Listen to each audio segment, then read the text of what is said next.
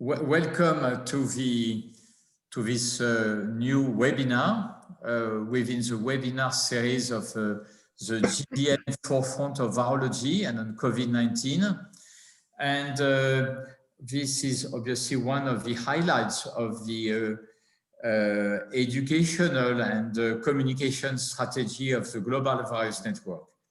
As usual, I mean, because maybe some of the attendees are not fully aware of what the Global Virus Network is about, I just want to remind you that this is really a science-driven and independent network, which includes now 57 research centers worldwide in 33 countries and several affiliate centers.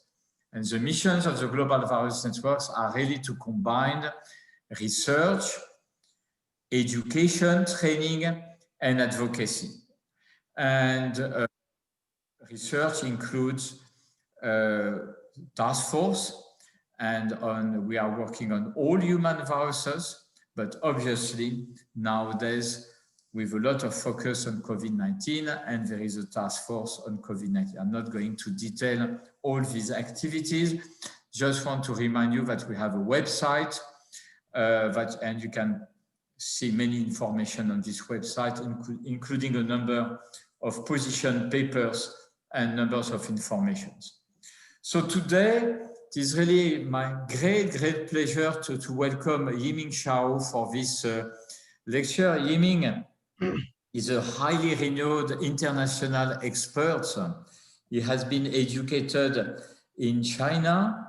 He has been working for many years on viruses, but in particular on HIV, and he has played a major role in establishing the National AIDS Reference Laboratory. He is leading national expert committees working on diagnostics, on epidemiology, on drug resistance surveillance, and he has been also very much involved in vaccine development against HIV, and they have actually a candidate vaccine which is moving now to phase 2B trial in China.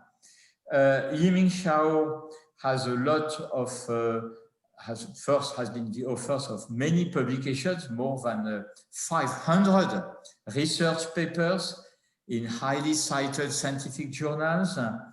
And he also served on a lot on several important positions.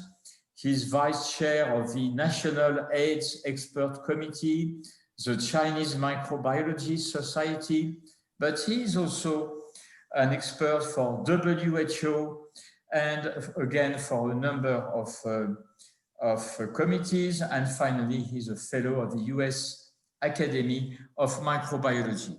And beside all of this, Yiming is a very good friend, and Yiming is a very good friend of GVN.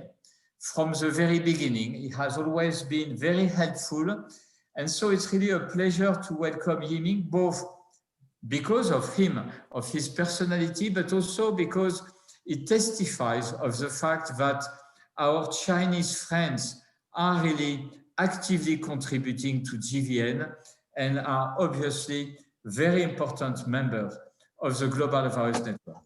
So having said that, Yiming, again, it's a great pleasure to listen to your lecture. I could share my slides, is that right? Yeah.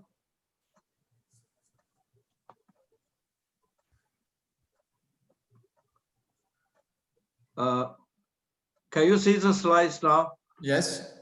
Okay. Yeah. Thank you very much, Brechot, for inviting me to discuss about our very important topics of the COVID-19. I will briefly talk about the control and prevention efforts in China. We all know that at the last few days of the last year, we have doctors in Wuhan reported about a new type of pneumonia. And then when there are more cases, and the national CDC has been alerted, and together with the health ministry, we call National Health Commission, is our health ministry. And they quickly send an expert team to Wuhan, and then shut down the concentrated patients in the Huanan seafood market. And WHO has been within a week been notified about this new epidemic. And China CDC and several other research agencies involved in trying to get the pathogen. And then the first week of this year, the virus has been identified in SARS coronavirus 2. And the etiology results have been reported to WHO on the 9th of January. And then the RT-PCR test kit has been formed and all the information released. And this efforts has been exposed by sharing the sequence with WHO on website and with all the scientific community of the world. Because the epidemic is concentrated in Wuhan, the capital city of Hubei province. The city has been added with the new notifiable diseases on our notifiable disease list. There are close to 40 now. And then the city was shut down on the 23rd of January, and then followed by, within a week, other 15 cities shut down. So that's we can retrospectively, we can see the first week we identified the pathogen, and in 2 days developed the test kits. So that is the key of the virus isolation, etiology, sequencing sharing, and also the global incubation time has been identified and transmission mode being notified. So what we summarized for the early control measures in 4 areas: contact tracing and test, PCR treatment earlier. So I could elaborate further. So we have 4 lines of control. It's the first city, Wuhan. The second line of pass information to the nation's capital. And then we formed a line to both Wuhan and the Hubei area. And the last line is the whole China. This doesn't mean we just take care of China, because we share all the information with like WHO, US CDC, and our other research communities. And then there's, we have a country by country risk assessment. We divided the area into no case, sporadic cases, cluster cases, and community transmission with different measures. So we comprehensively provided the early detection, early reporting, and then early isolation and quarantine, early treatment. So this is efforts we put into the control of the new epidemic. Scientifically, we have to provide a guideline, technical guideline. The technical guideline in the first 2 weeks has been, version 1 has been created and distributed, and then followed by version 2 until the version 8. With our knowledge accumulated and our methodology and also the treatment methods has been expanded. On the control front, for public, we recommended mask wearing, hand washing, social distancing, and ventilation. The control management, the China experience, we can specify them into the 8 levels of different restrictions of movement. And we can list, I'm listed here. And also enforcement measure, including, I will not go in detail, which are listed here, and the required measures, which is depending on the different places. And we have to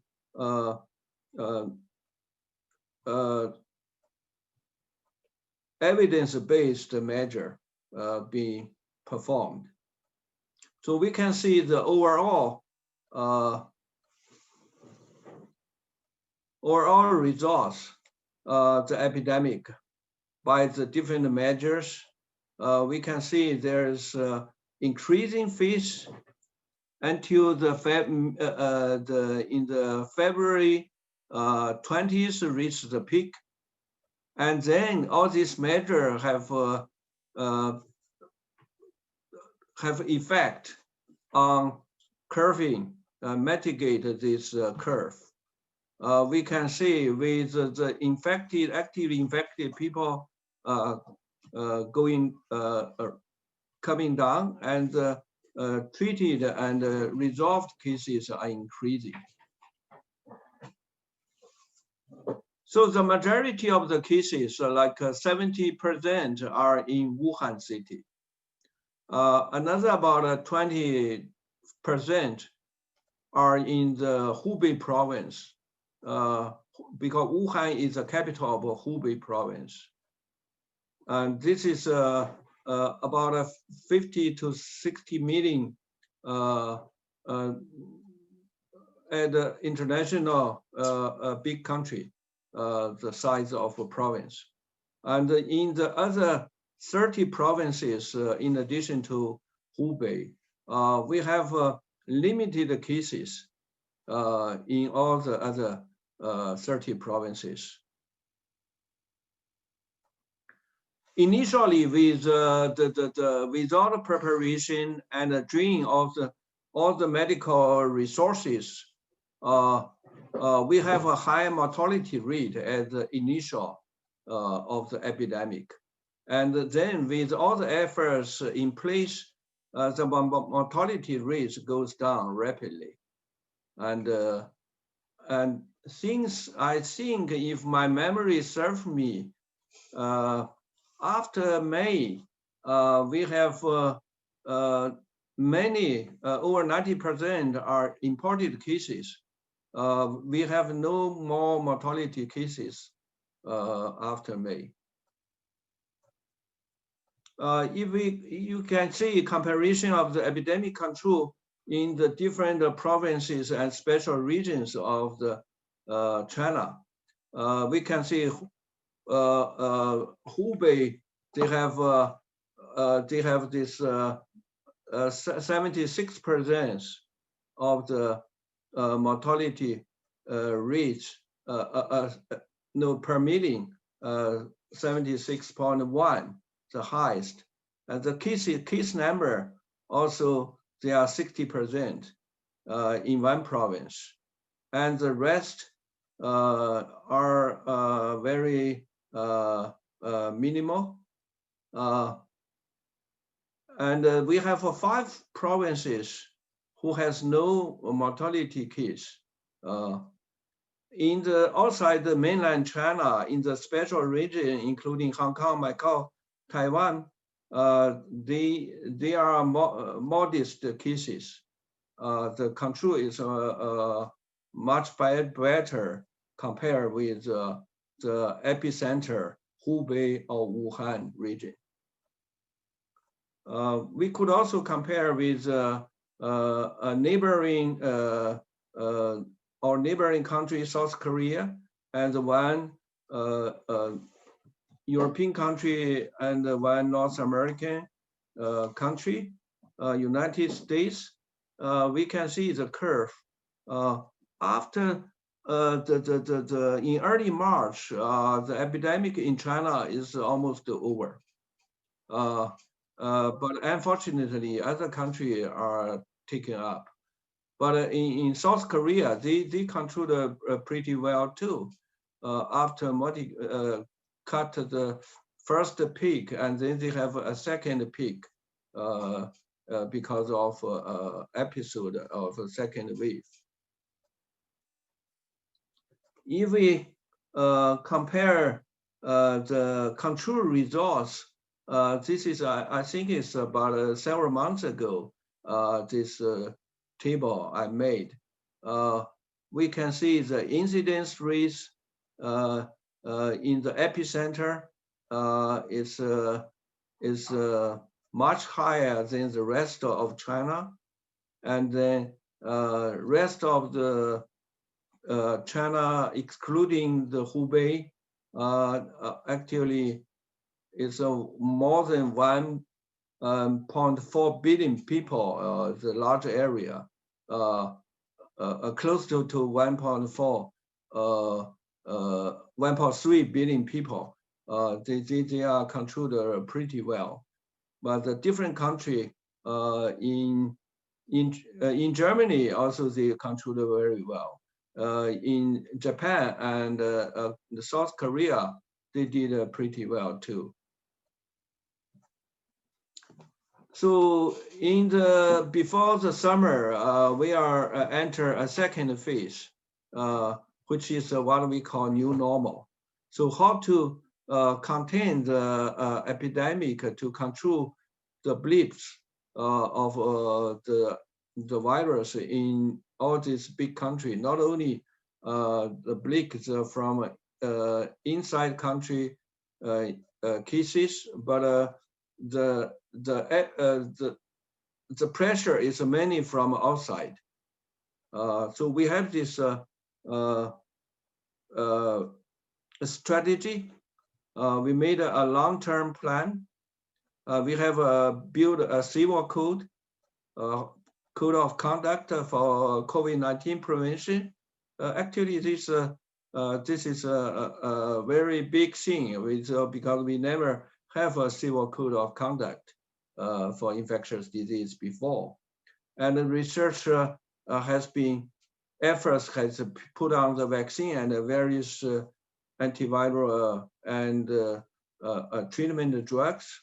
And we have also the national health security and response capacity building followed.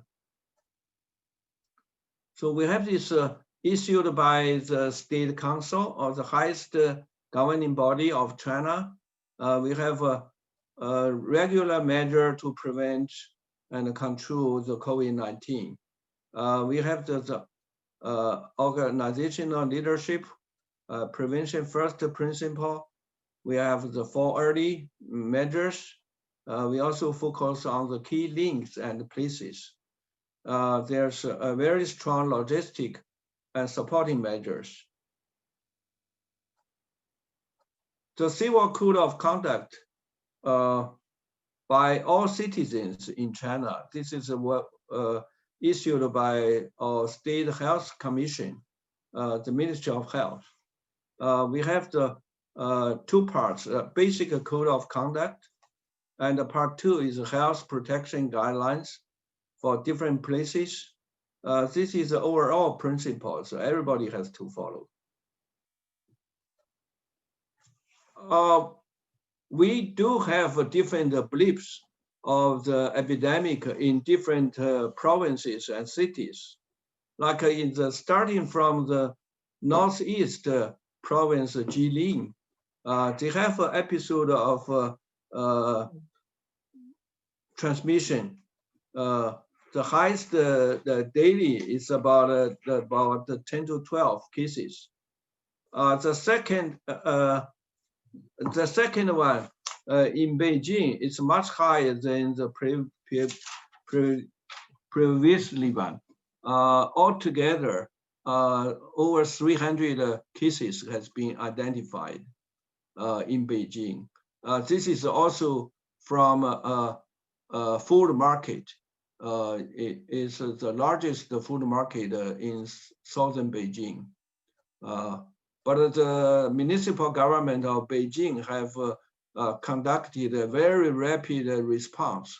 So they quickly cut the curve and find all the infected people and quarantine 74,000 close contact and with the social distance. And then they tested 11 million people in the city, about over 50% of all the people in Beijing. And then this curve was resolved, the epidemic. And then we followed in July, in the summer, there's another episode in the western part of China, Xinjiang, autonomous region. And the similar measure has been reinforced again. And then this episode of Blip has been cut earlier.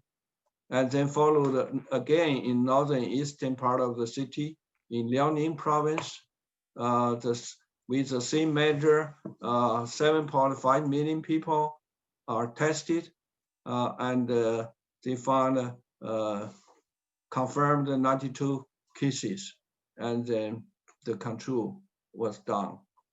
And then we had a National Day vacation. This is a 1 week vacation, and everybody is almost everybody is traveling after this quarantine and shut down for over 6 months. We can see that there are 37 million people are traveling in the 1 week holiday. But most people are very behaved. You can see in Shanghai, in Beijing, and in Hangzhou, and in my hometown, Qingdao, most people are wearing masks. So we did not find, there are some cases, but usually less than 20 in the whole 1.4 billion people. You can see either fast train, rail, or airport, people wear masks. I was in my hometown, Qingdao, in the beach, and to see my parents. And then they have this episode of about 10 cases in my hometown. And the municipal government quickly did a good control measure. They in 4 days tested 10 million people, over 90% of the population in the city. And then after the first week, there was no more cases. So everybody was contained. So what in the new normal, we have, in addition to the testing and control surveillance, the social distance and all these routine measures, our efforts has been put a lot on vaccine research. As the initial, in February, the country has arranged 5 ways of vaccine research. This including viral vector, adeno, inactive vaccine, recombinant subunit vaccine, nucleic acid vaccine, both mRNA and DNA, and attenuate influenza virus vector vaccine. So in about 6 months' time, 14 vaccines have been into phase 1 and 2 trials. There are 5 of them already conducted phase 3 trials, which are put in blue, including 3 inactivated vaccines and 1 adenovector vaccine and 1 recombinant protein vaccine. The vaccine, the 5 vaccine for phase 3 trials cannot be conducted in China because most of the time inside the country we have only 1 digital cases. So we collaborate with the friendly countries in Middle East, in South America, and also in Russian. So 5 vaccines went outside China for clinical trials. 2 of them, the 2 inactivated vaccine from the National Byproduct Institute have already concluded phase 3 trials. They did not declare the results because according to the rules in China, they have to first hand in their research data to China FDA for independent review. And the results will be released soon. We will know the final result of these 2 vaccines. So those are the vaccines I mentioned: the 3 killed vaccine, 1 adeno5 vector, 1 RBD protein vaccine. And in addition to the trials, we have approved 3 vaccines for emergency use. There are already over 1 million people got vaccinated in China. The frontline virus fighters, the border quarantine people, doctors and nurses taking care of patients, and also the cold food chain workers who has been, we still finding the cases of transmission in the cold chain workers handling the imported food from outside China. Finally, I would say our president have declared at the opening of the 73rd World Health Assembly, the COVID-19 vaccine development and deployment in China, whenever available, will be made a global public good. And then our ministry, Science and Health, has instructed China to formally join the global COVID-19 vaccine initiative led by WHO. So China's vaccine will be part of this COVAX initiative. The production power will be like a Sinopharm, which is largest government vaccine producer.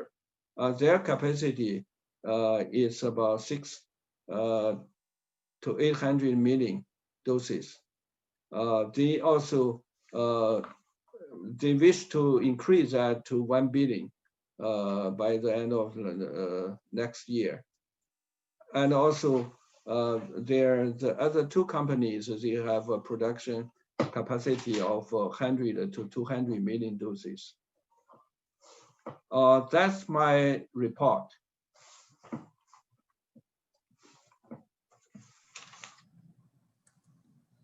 Thank you. Thank you very much, Yiming. Sorry, I'm trying to get my, I cannot get my camera working, but that's okay. So thank you very much, Yiming. That was really an excellent presentation. And now we can take some questions if we have in the chat. Linman and Kevin, I hardly see my, so you have to drive this and to look for the questions because I cannot see them. Sure. Dr. Shao, you can see the questions on the bottom of your screen. Or do you like me to read it for you? Could you help? Yeah. Yes. So is there any sufficient plan to vaccine different groups in China? We have a priority list. Like the frontline doctor, nurses, and the border quarantine service person, and of course we have to protect our seniors who has conditions who are high risk considered for COVID-19, and also many workers work with cold food, imported cold food. We have in the last several months different episode of usually one digital infection among the workers who handling the food from outside China. Yeah. Thank you. This follow-up question from Dr. Ramesh Akina. So how about the rural areas? Do you have any plan for the vaccination for the rural areas? The rural area is many the inland of China. Their population density is very low. So we don't consider them as a high-risk area. They will be depending on the availability of the vaccine. There will be always be preparation for protect the whole population, but the priority-wise is a bit low.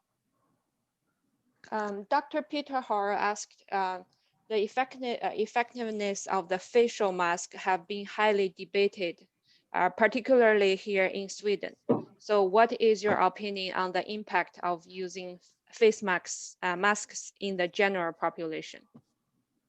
There's no dispute in China, so we all recognize that will be a very effective measure for this respiratory virus. We not only see they have effect on control of the COVID, but also we already have our surveillance data showed that the influenza has been greatly reduced, either the last season or this early season have been greatly reduced because of the mask wearing. Thank you. Dr. Muskov asked, what medical treatment do you use in China for COVID-19? The medical treatment is always combined Western medicine and traditional medicine. We have some experience in the herbal medicine, traditional medicine.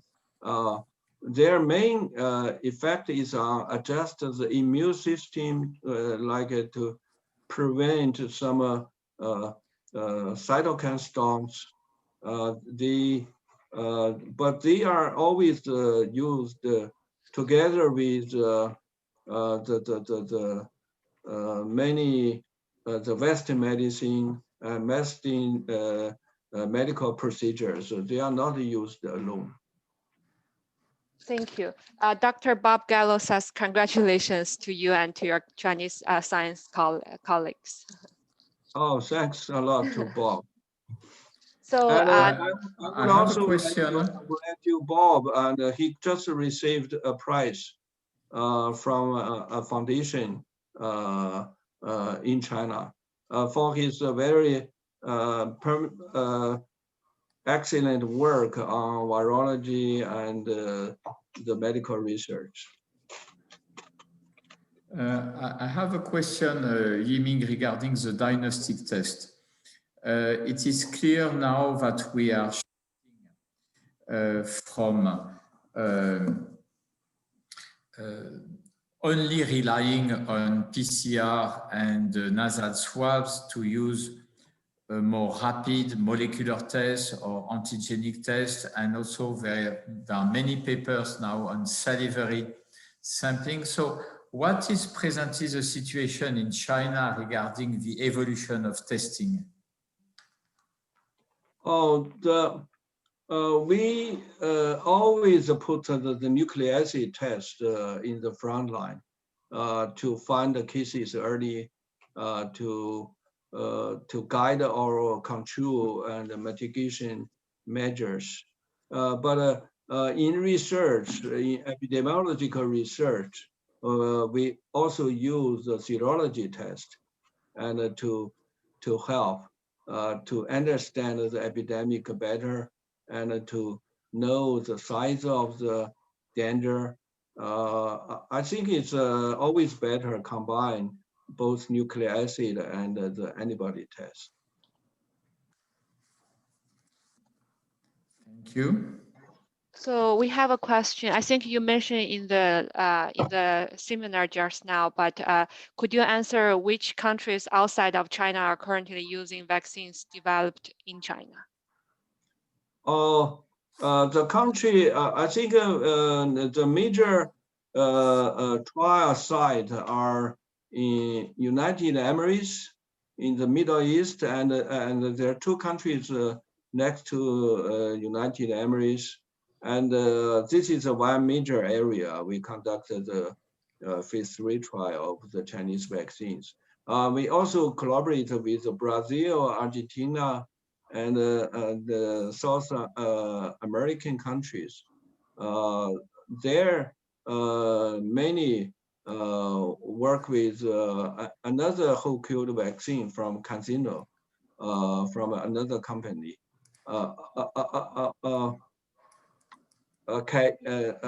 From another private company.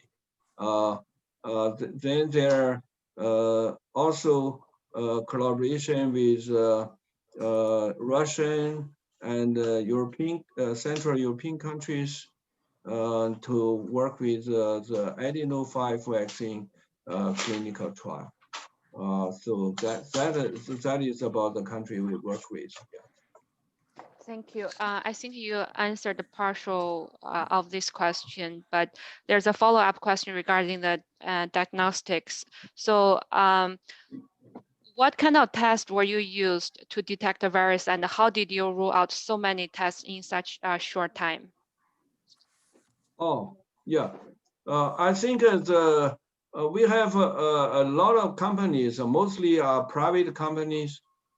They have been manufacture very good nucleic acid test. Actually, before the national research institution, including China CDC, identified the pathogen, the private companies, they do the diagnostic service. They already, at least 3 companies in the end of, in the last few days, immediately after they received the sample, last week of last year, they have a report this is a new coronavirus. So their test kits quality are pretty good. We both do single test and also pooling. When you deal with large volumes of tests, like you finish a 10 million city screening in 4 days, like in my hometown, they do some pooling test strategy as well. And actually, another follow-up question regarding the test. So is that nucleic acid test typically done with a nasal swab or the saliva in China? Nasal swab. Oh, Yeah. thank you. Yes. So the next question is from Dr. Mashkov. What type of vaccine candidate do you think will be the leader? In China, the frontline runner is 3 whole killed vaccine. So they are production in large quantity. I reviewed the phase 1/2 data. We see pretty good neutralizing antibody titer and very few side effect. I mean, the second runner is the viral vector vaccine. We have one just start phase 3 trial. It's RBD protein vaccine. So the 2 already concluded phase 3, and the 3 are still ongoing the phase 3 trial. The rest of the other vaccines are like the whole S protein vaccine, and also the other vector vaccine, including the influenza vector vaccine. It could also, they have already done phase 1 and 2 trials. There are also other efforts try to do universal coronavirus vaccine. Not only focus on S protein, but also N and M protein, and not only use one vector or one form of the vaccine, but use a combined approach, a prime-boost approach. But they are not in the front legion. They are in the second, including my lab. So we better prepare for the future with more tools. Thank you. So follow-up question regarding the vaccine. So what is the strategy to cover the overall population in China for the upcoming vaccine distribution? And also, is there any storage or transport temperature issues with any of those vaccines you mentioned? Yeah, the Chinese vaccine, like the whole killed, they stored at 2 to 8 degrees, which is more easy to ship for shipment and for use. Unlike the mRNA vaccine, they have to be put at -20 to -70. The company, they also tried like a room temperature to see if they can be stable. The work are ongoing at the moment. Yeah. And For the larger population, we are working on that. Who put a priority list to see who are more danger. I think if the inside China, the risk of contain COVID-19 is very low at the moment. Like several cities have tested over 10 million people, and they find, like Wuhan, find not a single positive case among the 11 million people. My hometown, they tested 10 million without a single positive. So most of the part are pretty low risk.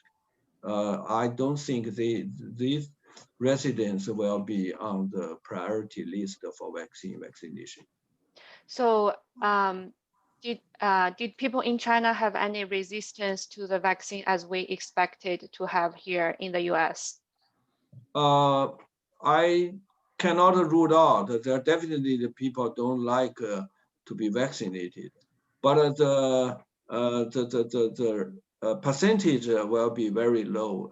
Maybe at least it's 1 digital or less than 5, maybe in that range. Because like a children immunization program, we have a very good the coverage is usually 99%. So are there any population groups or communities in China that were more affected than others with COVID-19? I think it's currently are many the coaching workers who handling the imported cold food from outside. This is also people who working in the market, who selling this food stuff. They are a bit in elevated risk because all the spreaded cases are found among this population. Thank you. Dr. Franco Banagaro asked, do you have any data on the risk of lung pathologists following nature coronavirus infections of vaccinated subjects as reported in the preclinical study? You mean the vaccinated people side effect or any change or the risk of any lung pathology changes? We did not notice in the vaccinated people. They usually very, I think it's adeno-5 vaccinated population has, they have, somebody have a fever. The whole killed virus, very few people have fever. In the, we do not do in the human volunteer for the I mean the biopsy on the lung, but in the monkey study, they did not pick any signal in pathology in the lung. So we only have 1 minute left. So Dr. Asparo asked a couple questions, but I'm going to choose the first two for you to answer. So have you seen herd immunity in areas of China caused by the nature infection? Herd immunity. You mean like antibody response to coronavirus elevated? No, I believe what they mean is really the idea that by just having a large propagation of the general population, you would reach a sufficient number, a sufficient proportion of the population being immunized. This is just by having the wide distribution of the virus. I guess that's a question. Yes. Like, could we build the herd immunity among certain population? Yeah. Or have you seen any? No. Are extremely lower the antibody level. We have a big margin. You know, the China is over 1.4 billion people. We have less than 100,000 infected people.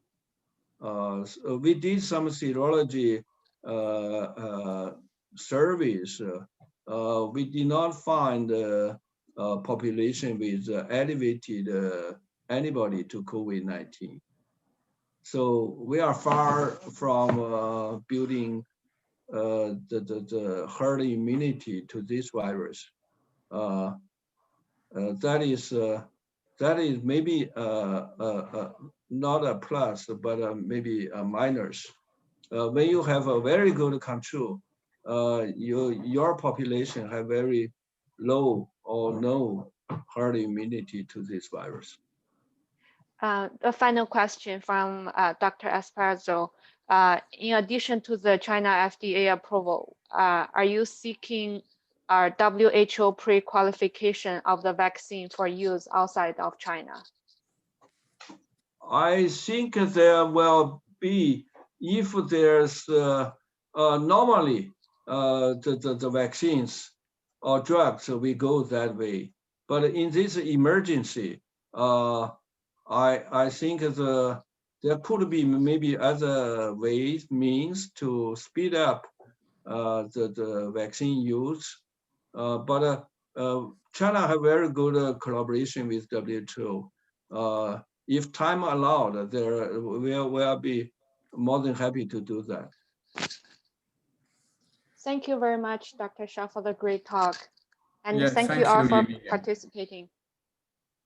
Thank you for your attention, for your support to our efforts to control this epidemic. Thank you, Yiming Shao. Thank you. Thank you. Bye-bye.